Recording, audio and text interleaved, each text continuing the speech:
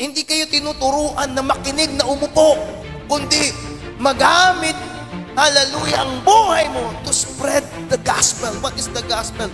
The good news. Pag tayo'y magkasama, mas maganda, mas makakabuti, mas effective kapag tayo ay nagkaisa.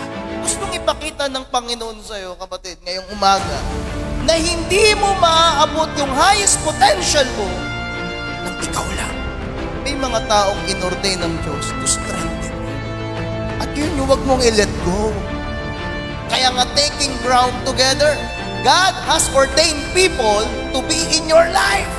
Merong community of faith na dinisign ng Panginoon na ang lahat ng iyong kailangan nasa church.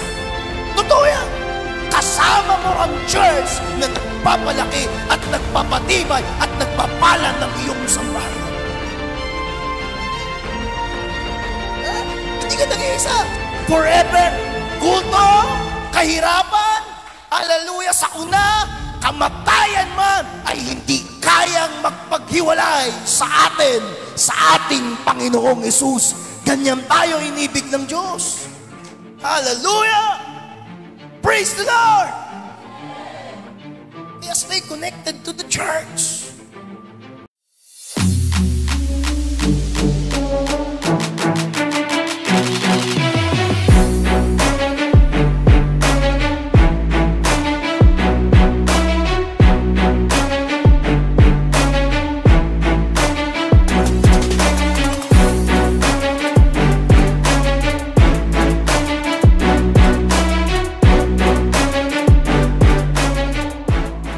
Malakas na palakpak kay Jesus. Okay. So, punta tayo sa ating Word of God. Sa Romans 16 verse 1 to 27. So, hindi ko na babasahin kasi kakain ng oras yung natin.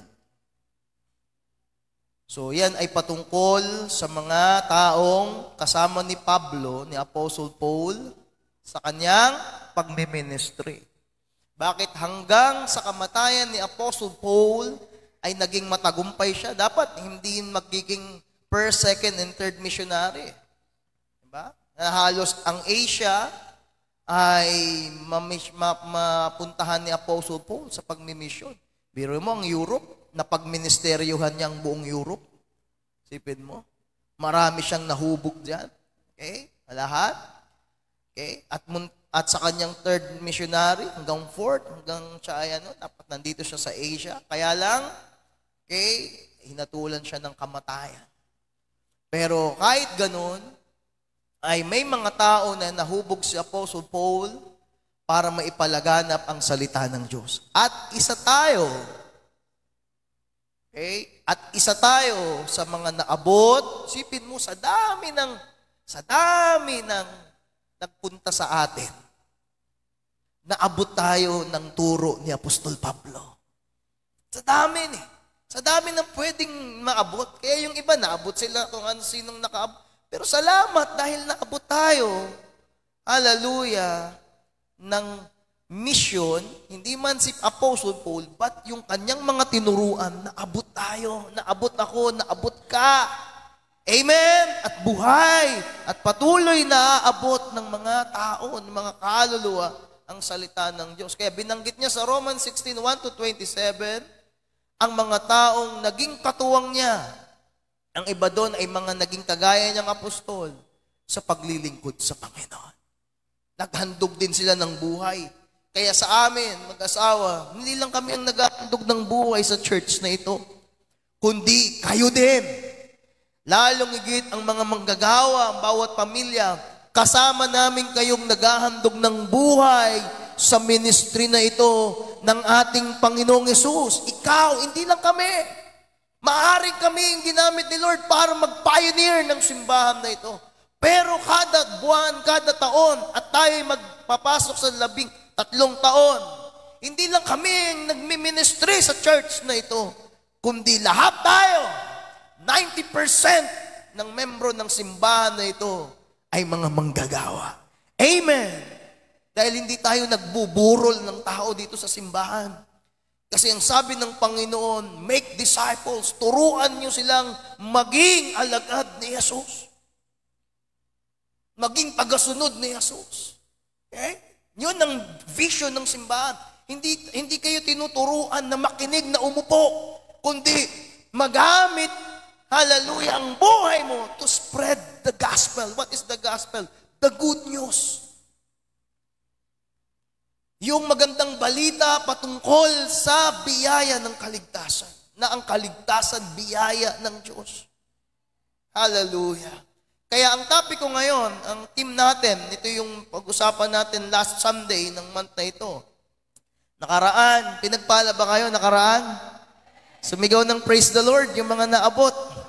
Hallelujah. Okay? Taking ground together. Yan yung ating pag-usapan ngayong month na ito, huling Sunday.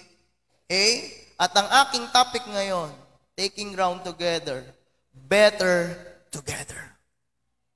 Yan ang nais kong topic ngayon. Pag tayo'y magkasama, mas maganda.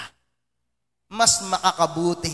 Mas effective kapag tayo ay nagkaisa. Naniwala ba kayo doon? Better together. Sabi mo sa katabi mo, better together. Okay? Sabi diyan, it's easy to do life on our own and think we don't need any help from others. Maraming nagsasabi, madali daw ang buhay kapag mag-isa. Okay? Na hindi natin kailangan, na hindi mo kailangan ng tulong mula sa iba. Pag ikaw pamilyadong tao, mga anak mo, asawa mo, pag kayo magkakasama, minsan may isip mo na masarap mag-isa. Walang manghihingi sa'yo ng baon, di ba? Walang asawang sa'yo na, alam mo yun, good morning. Okay? Minsan lang. Pero, one time, ay nakaraan, nagpunta sila ng Pangasinan sa 100 Islands. Ako lang naiwan, kasama yung mga aso naming Shih Tzu. 7. Ano? La Union pala, sorry, iba pala yung sa La Union, wala mag-isa. So, tahimik. Okay? Nabuhay lang akong mag-isa. Hindi ako nag-aalmusal.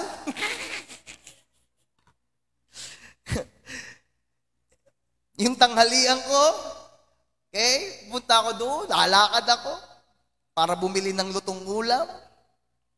Okay? Minsan, namali pa yung nabilhan ko. Ang nasa isip ko, yung sa karinderya ng mother ni Brother Mark, sa iba ako napunta.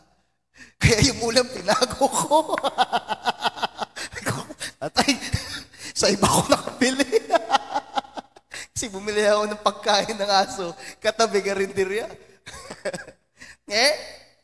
At habang pinakain ko na yung mga aso, pakain ng TV, sabi ko, malungkot pa lang mag-isa. Sabi niya sa katabi, malungkot ka ba? Malungkot pala. Mag-isa. Parang may sakit. Parang may sakit. Ang tahimik, pero pagdinig mo, maingay. Diba? Kaya, kung meron sa inyo ngayong umaga, iniisip mo madali mabuhay ng mag-isa ng sayo, at hindi mo kailangan ng tulong ng iba, nagkakamali ka. Kailangan mo ang tulong ng iba. You cannot do your own. Naniwala ba kayo doon? Kaya it's better together. Kaya, but God wants to show you how you won't reach your highest potential by yourself. Kapag tayo mag-isa, gusto natin at sa ating sarili lang gagawa. Gustong ipakita ng Panginoon sa iyo, kapatid, ngayong umaga, na hindi mo maaabot yung highest potential mo nang ikaw lang. Diba? Paano ka po-promote? Hindi mo naman pwedeng i-promote yung sarili mo. Ang ibang magsasabi sa iyo na lumago ka na, hindi naman ang sarili mo. Tama po. Kaya ang gustong ipakita sa atin ng Lord ngayong morning, ngayong umaga, ay hindi mo maaabot ang iyong highest potential. At sinasabi natin, the highest level of life is to live in the presence and fellowship with God. Hindi mo yan magagawa, hindi natin yan magagawa kung kanya-kanya tayo. Kaya nga taking ground together, God has ordained people to be in your life that will strengthen you, encourage you, and push you towards your purpose. Nag-ordain, nagtalaga-talaga ang Diyos ng mga tao sa buhay mo na magsisilbing lakas mo. Totoo, mayroong mga tao na nagsisilbing kahinaan mo. Diba? Sabi niya, nung nasunugan ako, nandyan ka. Kaya yung nagka-problema ko sa pamilya ko, nandyan ka. Yung nagkasakit ako, nandyan ka. Ngayon ko nalalaman na ikaw ang malas sa buhay ko.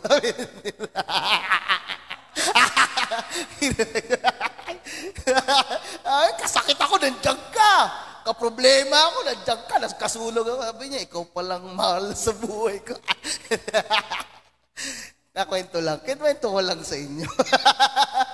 May mga tao na, di ba, pag nandyan, hindi siya nagiging kalakasan, pero hanapin mo, may mga taong inordain ng Diyos to strengthen you. At yun yung wag mong i-let go. Yung mga taong kontra sa kalukuhan mo. Di ba? Sabi mo, wala kang kwentang kaibigan. Bakit? Kinukonsinte sa mali ko. Kapag sabi ng Bible, kapag meron kang kaibigan, kapatid, o sino mang tao na kalaban mo sa mali mo, wag mong i-let go ang tao na yan. Dahil totoong mahal ka niyan. Pero kapag yung kaibigan mo, pinagtatakpan ka pa, tinatago ka pa niya sa likuran niya, di ba? Ingat ka. Baka hindi siya ang nag-strengthen sa'yo. Kaya, ang Diyos naglagay siya ng mga tao na nag-strengthen sa'yo. Isa dyan ang kanyang mga lingkod. Amen? Kahit kailan. Diba? Minsan magagalit ka sa pastor mo. Magagalit ka sa mga lingkod ng Diyos. Kasi bakit? Lagi na lang ako sinisermonan ni pastor. Lagi na lang ako pinapagalitan ni pastor. Pero hindi mo alam, pinalalakas niya yung pinahihinang parte ng buhay mo dahil sa kasalanan. Dahil sa iyong disobedience. Amen! Kaya ngayon, kailangan natin ng mga taong nagpapalakas sa atin, hindi lang sa pisikal, kundi maging sa ating kalooban, sa ating isipan, sa ating emotion. Kapatid. Okay? Mga taong inordain ng Diyos to encourage you. Okay? Nadalhin ka sa iyong tunay na layunin sa Panginoon. Okay? Ma-overcome mo yung mga bagay na kinakatakutan mo. Hindi mo kailanman ma-overcome yung mga kinakatakutan mo. Kapatid, kung walang tutulong sa'yo. Di ba? Kaya sabi ng Hebrews 10:25, forsake not the assembling of yourselves together. Huwag daw natin pababayaan. Huwag daw natin babaliwalain ang ganitong pag-a-assembly. Ganitong pagtitipon ng sama-sama. Bakit? Dahil pinalalakas ka nito, ini-encourage ka nito, at ito ay dadalhin ka sa iyong layunin sa Panginoon. Amen! Yung presensya mo at ang presensya ng Panginoon at ang presensya ng bawat isa sa atin as a church, as a body of Christ, ang magpapalakas sa iyo. Amen! Ang magmomotivate sa iyo, hallelujah, na maabot mo yung iyong highest potential. Hallelujah. Together, we're better. We're stronger, smarter, and more powerful. Nagumpisa ang ating gawain sa maliit na lugar. Amen. 400 pesos na upa natin. Hindi natin mabayaran ang 400 pesos na upa natin. Pioneering. Hallelujah. Napakaliit. Pero kahit kaunti, kahit maliit ang gawain, pero merong pagkakaisa. Hanggang sa ito ay lumago.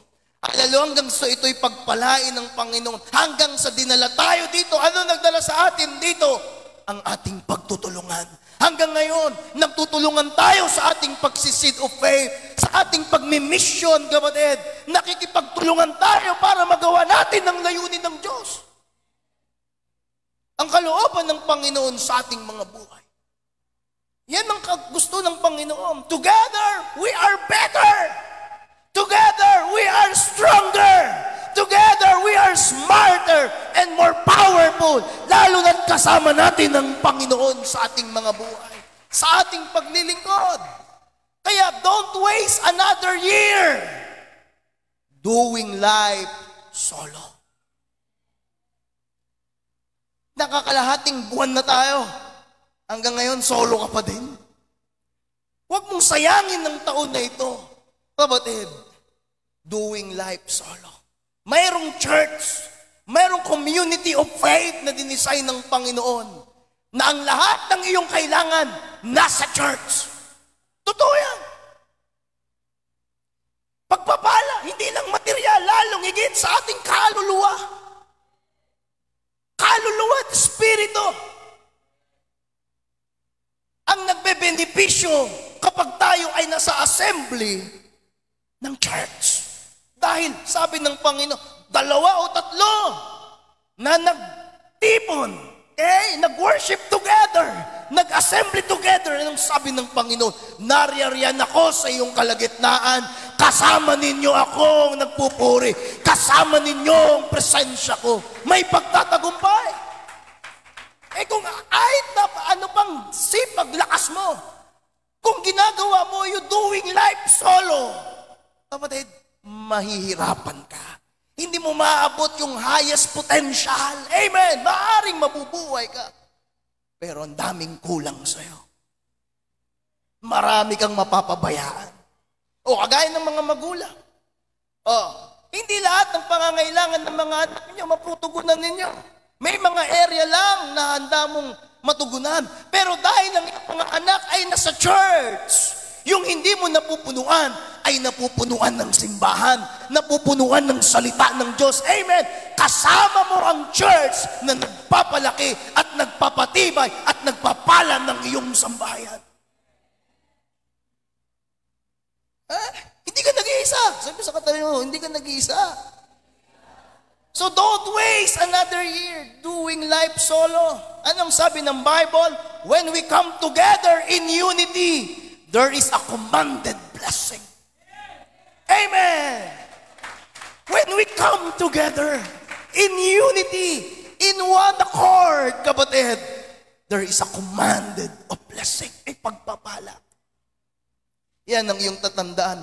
You will become everything God has created you to be when you connect with others in atmosphere of faith. Sabi yung mangyayari sa atin. Kung ano yung plano ng Diyos, mangyayari if you are connected. Okay?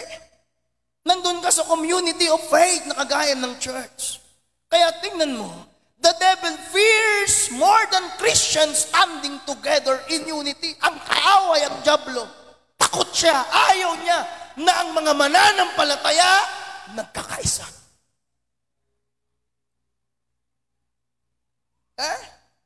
Ayaw ng kaaway, takot ng kaaway sa church, sa mga anak ng Diyos na nagkakaisa. Because he knows that if we discover the power of together, there is almost nothing we cannot do.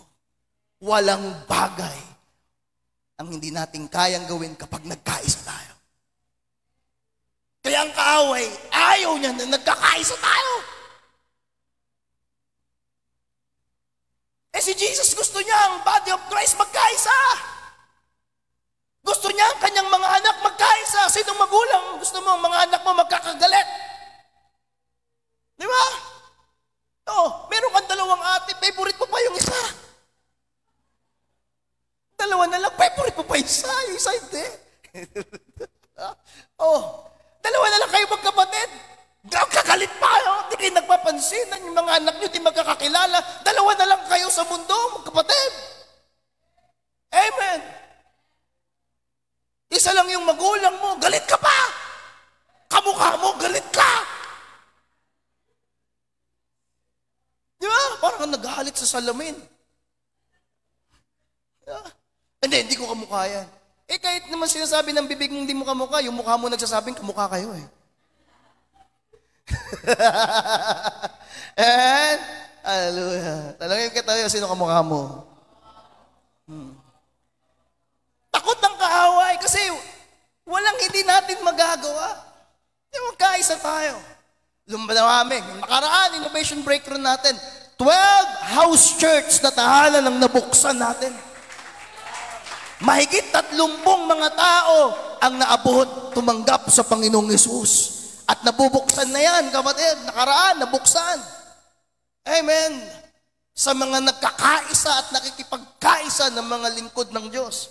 Which is why the greatest pain the devil can bring into your life is to bring the pain of separation. Ano yung pinakamasakit na kayang gawin ng dyablo sa atin? Ang i-separate ka. Kaya nga, ang separation, mahal ng bayad eh. Ang magkasal, mura lang bayad eh. Pero mahal yung magpahiwalay. Sayang nga mga pastor, dagdag tayo rate saan? Doon sa magpahiwalay. Mura lang magbaba lang magkasal eh. Pero yung maghiwalay, bakit? Kasi sabi ng Bible, kamatayan lang eh. Amen? Kamatay. Pero sabi ng Romans, kahit kamatayan, hindi tayo kayang i-separate kay Jesus. Dahil ang ating relationship kay Jesus ay eternal. Forever. Gutom, kahirapan, hallelujah, sakuna, kamatayan man, ay hindi kayang magpaghiwalay sa atin, sa ating Panginoong Hesus. Ganyan tayo inibig ng Diyos. Hallelujah! Praise the Lord! Kaya konting panlalamig, konting problema, sasabihin mo, di ba, titigil na ako. Walang makakapag-separate sa'yo kay Jesus. Saan, anumang season ka sa buhay mo, once na ikaw, hallelujah, ay magkaroon ng relationship, connection kay Jesus, wala nang makapag-ihiwalay. Kahit anong problema, kaya niyong masolve kasama ang Panginoong Hesus. Kahit anong conflict, kahit anong trouble, kapatid, kaya mong ma-overcome dahil kasama mo ang Panginoong Hesus. Yan ang iyong tandaan natin. Hallelujah. Pero kaaway, sabi niya, the greatest pain the devil can bring sa buhay natin is the pain of separation instead of the power of together. Daan mo, napakahirap mag-isa. Yan ang bibigay niya. Hindi karamdaman. Hindi yung wala kang pera, hindi yung hindi ka tagumpay. Kundi yung the pain of separation. Yan ang yung tatandaan. Dahil ayaw yun ng kaaway. Okay? Sabi nyo, did you know that the Bible tells us that the greatest power that allows the unsaved to make a decision for Jesus Christ is not a prayer.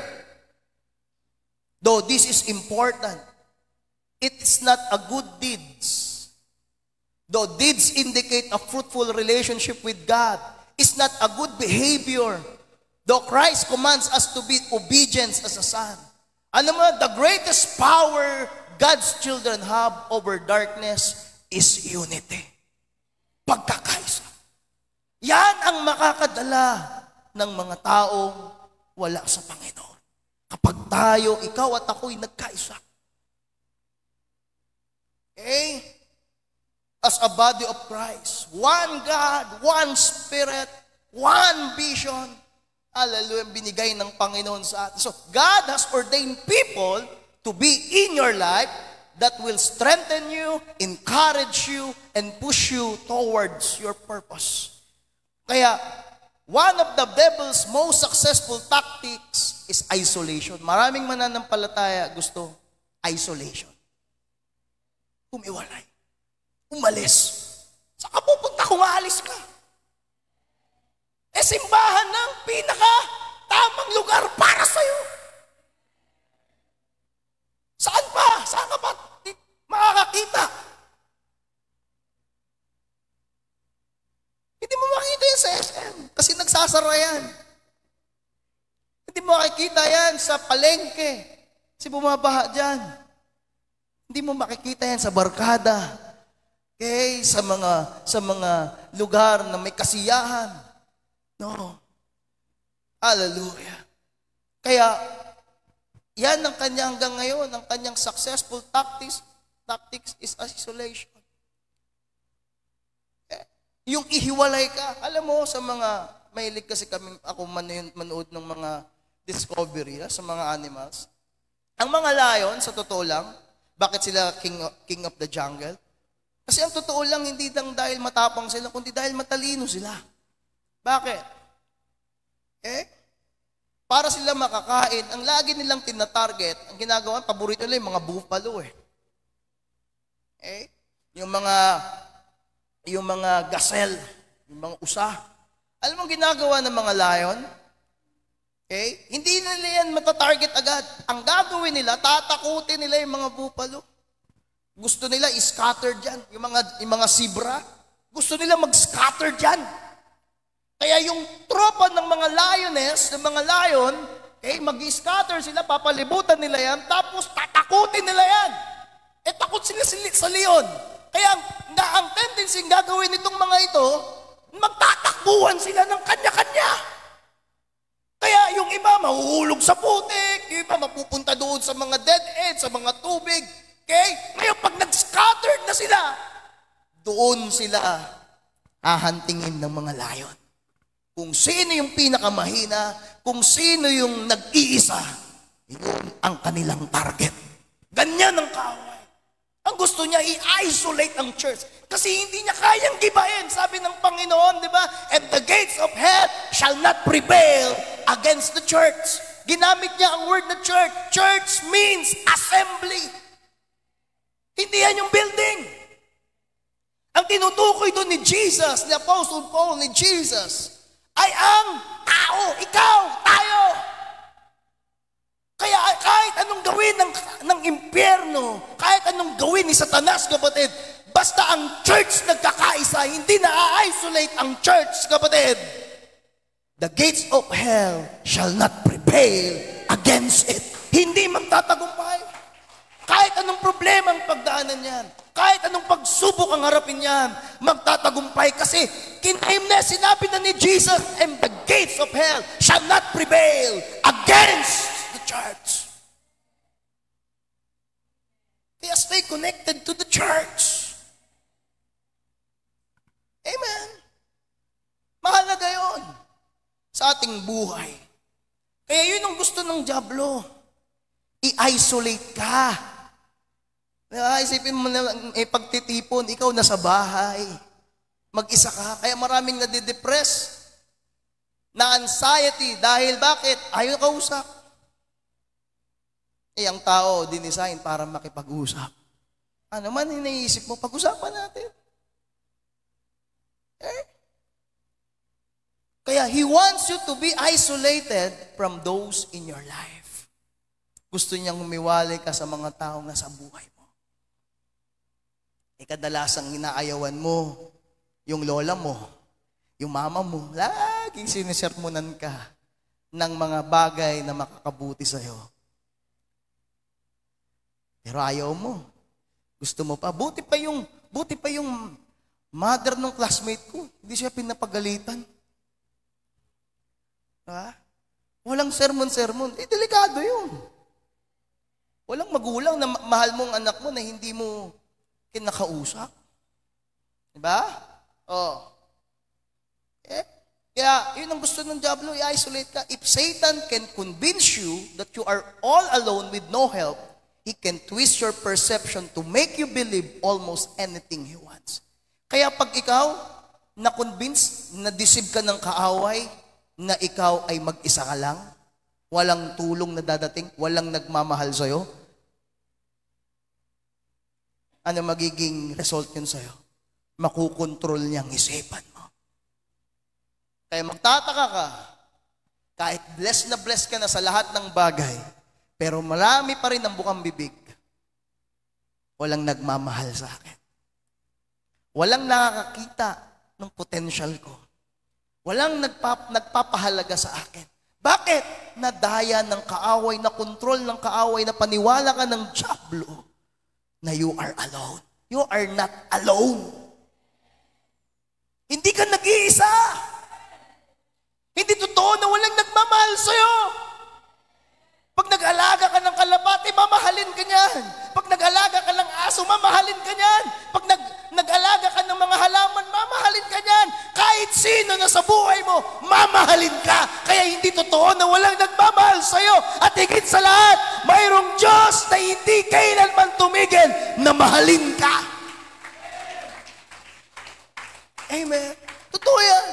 Hindi man lahat maibigay ang gusto mo, kapatid. Kasi hindi lahat talaga ng gusto mo, kailangan mo. Tama? Hindi lahat ng gusto mo, kailangan mo.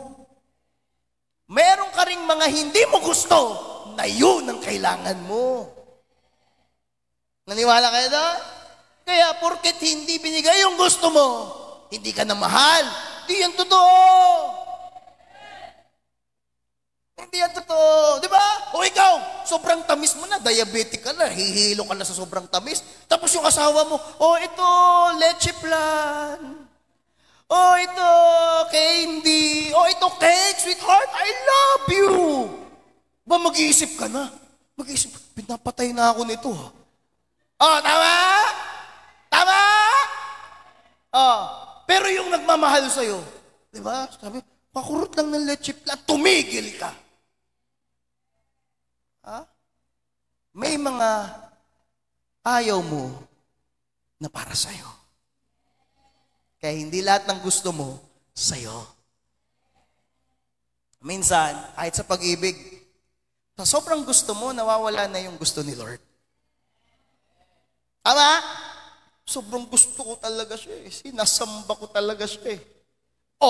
Mali na agad. Hindi na healthy sa'yo. Bakit? Hindi ka pwedeng magsasamba sa iba, maliban sa iyong Diyos. Tama? Nababaliw ka na sa Kanya. Dahil sa sobrang kagustuhan mo, nawala na yung discernment mo, nawala na yung standard mo, nawala na yung kalooban ng Diyos. Kaya sa sobrang gusto mo, kaya kahit hindi makabubuti sa'yo, kasi gustong-gusto mo, ayan, na-isolate ka ngayon. Tapos babalik ka, sabihin mo, totoo nga.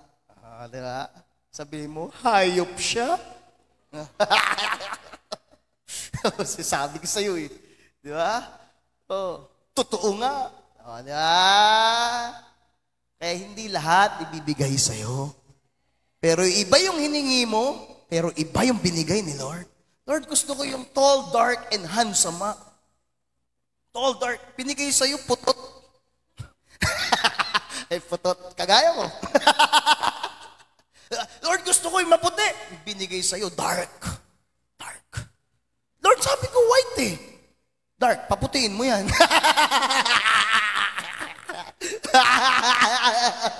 Diba? Okay, ganun talaga. Lord, sabi ko sa'yo, bigyan mo ko successful. Binigyan mo ko nung diba? Bigo. Ha? Maraming pwedeng gawin ng Panginoon sa buhay mo. Diba?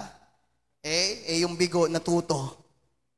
Di ba? Yung tagumpay, yabang. Away lang kayo. Kung ano yung kalooban ni Lord. Sabi mo sa katabi mo, hintay ka lang. May inordain si Lord sa buhay mo. Kaya huwag kang magpapakonvince sa kaaway na you are alone. You are not alone. Amen? So, nakakatakot na isipin. But that has been played out time and time again. Nakakatakot man, pero talagang hindi tumitigil to sa isipan ng mga tao. Panahon natin ngayon. Has Satan convinced you that you are all alone? Makukonvince ka ba niyan? Joshua 1:9, ano sabi ng Panginoon? This is my command, be strong and courageous. Do not be afraid or discouraged, for the Lord your God is with you wherever you go.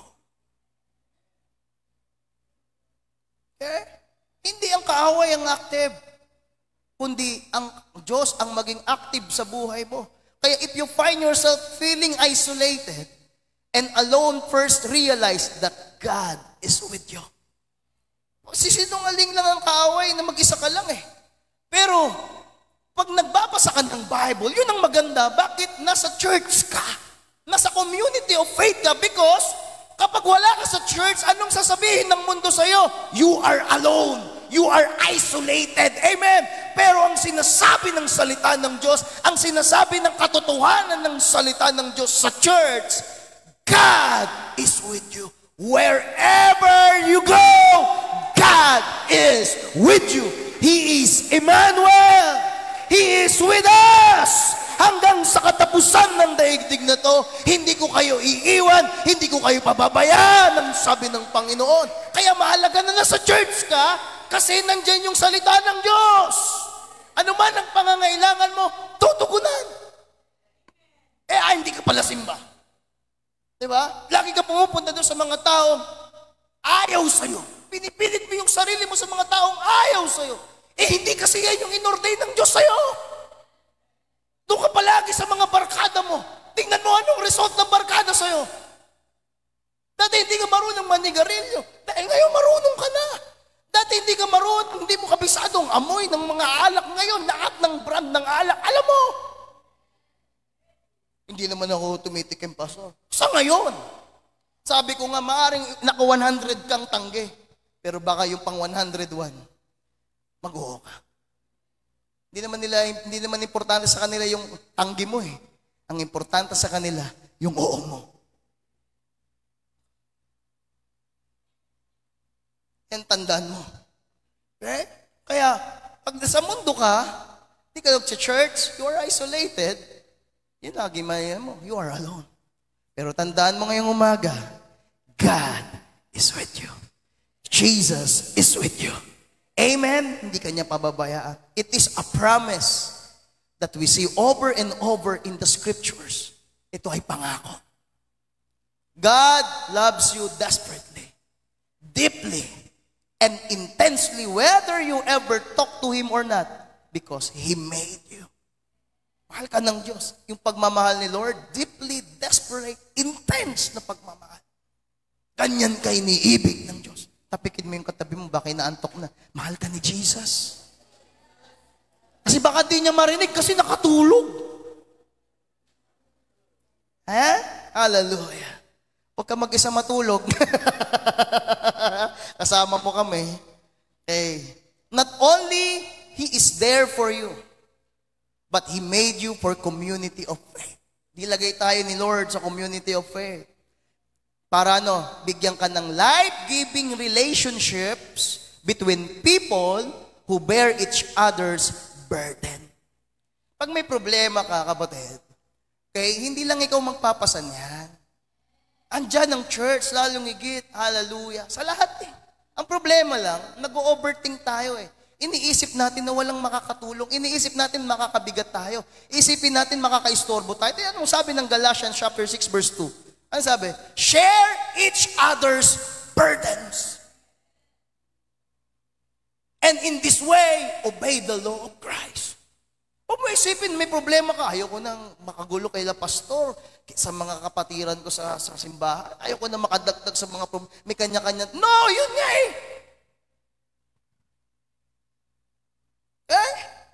Kaya sabi ni Apostle Paul, share each other burdens. Ipanalangin natin yan, pagtulungan natin yan. Kapatid, isang araw, patagtagumpay natin. Si Nanay Concepcion nga eh. Praise the Lord. Nanay, ang ganda-ganda niya, ang lakas-lakas niya. Pero yung mga nakaraang taon, may suffer sa kanyang karamdaman. Wala siya. Nay, patotoo ko lang. Ang ganda yung ginawa ni Lord sa kanya eh. Wala siyang lakas ng loob na magpa-check. Diba, Nay? Natatakot siya, bukod doon, wala siyang pera. Okay? Pero sabi namin ni Pastora May, di niya alam kung saan. Kasi lagi, di ba, tala. Diba? Di lahat nabibigay ng tala. Sabi ni Pastora May, punta ka sa PGH. Di ba? Tama ba? Sa PGH. O, ganyan. Assistant tayo. Ganyan. Tagi, kinakamusta. O, nay, nagpa-check ka na ba? Kamustahin ko yung mga anak niya. O, nagpa-check ka ba si nanay? Ganyan, ganyan, ganyan. Pastor, wala na siya ng pag-asa kasi ang haba ng pila, ang tagal. Ilang buwan. Nanay, halos isang taon bago siya operahan. Daming mga pasikot-sikot ng papel. Pero sabi, consistent pa rin kami sa kanya. Magpa-check up, kaya mo yan, pumila ka. Sapin namin yung mga anak, samahan mo, ganyan-ganyan. Tapos nakaschedule na. O di prayer na, kinagabihan, schedule na. Sabay, cancel. O di okay lang. Diba? Okay lang. At least nag-improve yung dating ayaw. Ngayon, gumusto ka na, kaya lang, na-risked. Hanggang isang araw na operahan siya. Ngayon, hallelujah. Amen. Pinagaling ng Panginoon. Sabi ko na, kahit anong fasting natin dyan, hindi mawawala yan. Isa lang paraan dyan para mawala yan, tanggalin. Pero dapat doktor ang magtanggal. Hindi pa pwede gugupitin mo na lang yan. Ngayon, na-enjoy mo ba na yung buhay? Enjoy mo, di ba? Na dating di ka na nagsusuklay kasi, di ba, nadidepress ka na. Suotin mo lahat ng kulay. Amen! Totoo yun. Dahil sabi yun, share each other burdens. Yan! Galit ang kaaway. Dapat ito, pahamak na to eh. Dapat ito, impyerno na to eh. Mga pakilamero kayo, mga Kristiyano kayo eh. Diba? Dapat yung kaluluwa niya, impyerno na. Dumating pa sa pastor kami. Sa West Fairview, galing kami nga house church, may nakiusap. Pastor, pwede may pag-pray. Naghihingalo na pala. Hindi kami magkakilala eh. Pag sabi niya, pastor, hinila agad yung leeg ko. Iyakap ako. Nakadumi na siya eh. Nakadumi na. Pinanalangin kong pagtanggap sa Panginoon. Pag-uwi ko, ngayon namin, namatay. Ang galit na galit ng kaaway ba? Impyerno na dapat, naligtas pa. Ayaw niyan, may pagkakaisa. Kaya kung wala tayong pagkakaisa sa tahanan natin, wala tayong pagkakaisa sa ministry natin, sa anumang ginagawa natin, gawain ng kaawayan. Na gusto niya i-isolate kayo. Kaya ang gusto ng Panginoon naman, magkaisa tayo kasi mahal tayo ng Diyos. Gusto niya na tayo na sa community of faith. There is no way you can be all God wants you to be and fulfill the purpose that you were put on this planet to fulfill without any help. Tandaan mo, kung wala ang tulong ng iba, hindi kailanman mapupulfill ang plano ng Diyos. Sa buhay ko, kung wala yung magulang at pastor ko na yung magulang ko pa. Anak ako ng pastor, magulang ko pastor. Pero kung wala ang tulong nila, maaaring ang buhay ko napahamak na. Hindi sana ako naglilingkod ngayon pero salamat dahil may kulang ka, may pastor ka, at meron kang community of faith na nagmamahal sa'yo.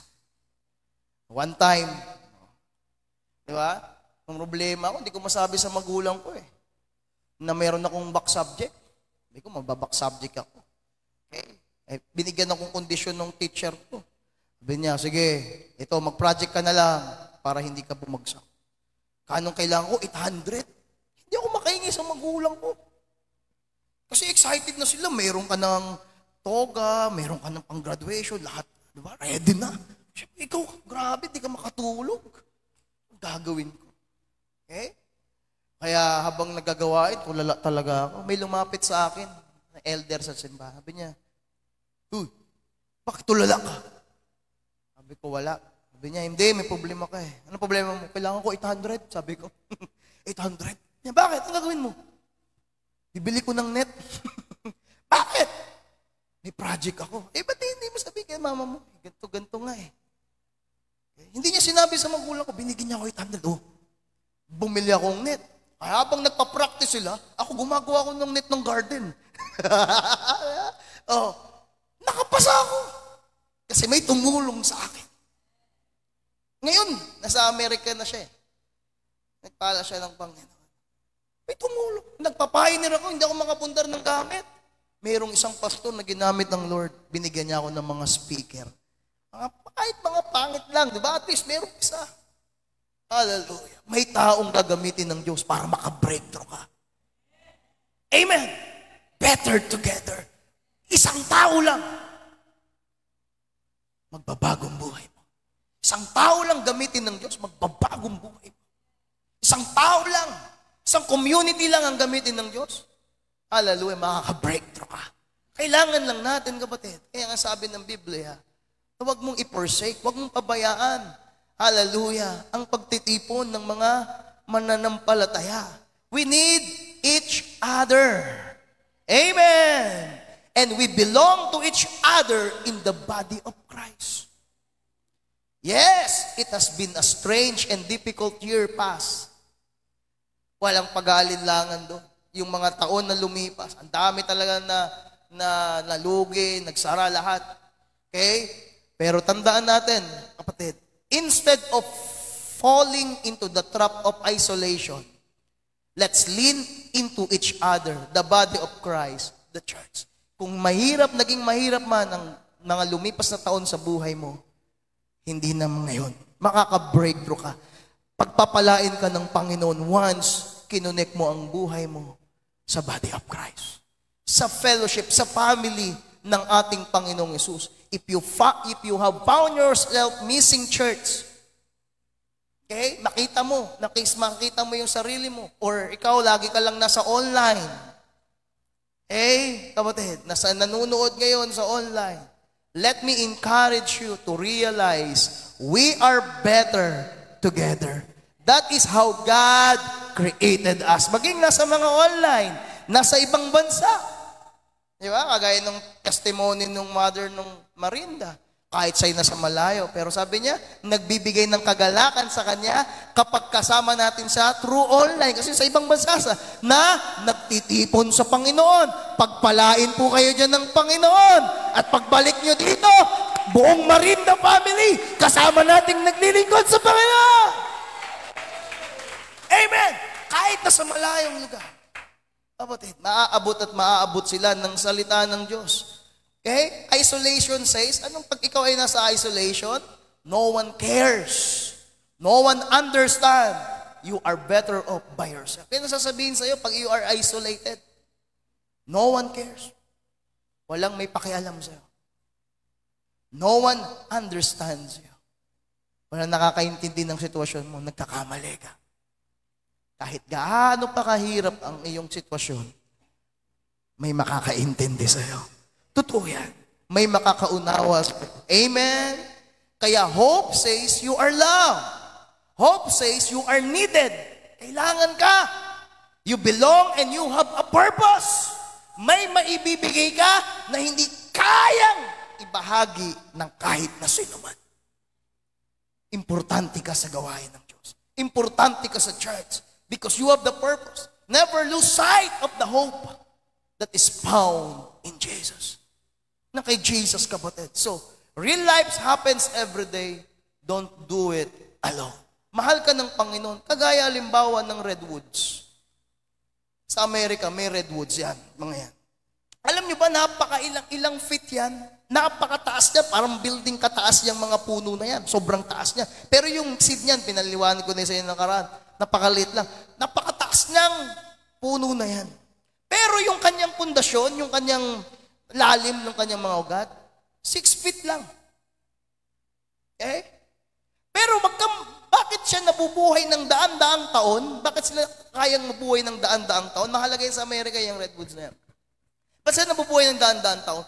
Kasi kahit mababaw lang yung kanilang sa ground, yung kanilang ugat, yung kanilang root, ang kagandahan dito, yung mga ugat ng kanyang mga katabi, yung buong forest, nagkukonbine, nagkukonek-konek.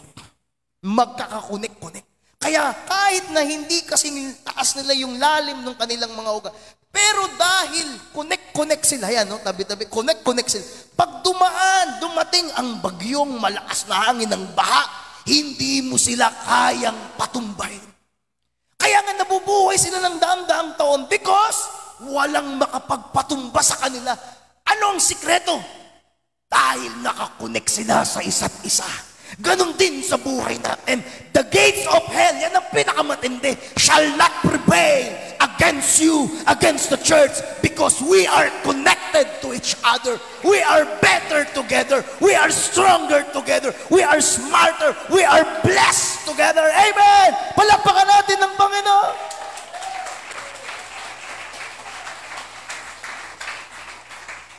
At ang ating sentro yung Panginoong Hesus, ang makapangyarihan sa lahat.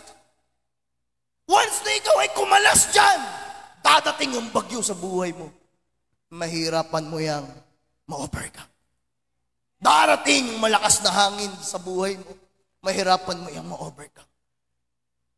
Sisirain ka. The greatest pain is separation. Tandaan mo yan.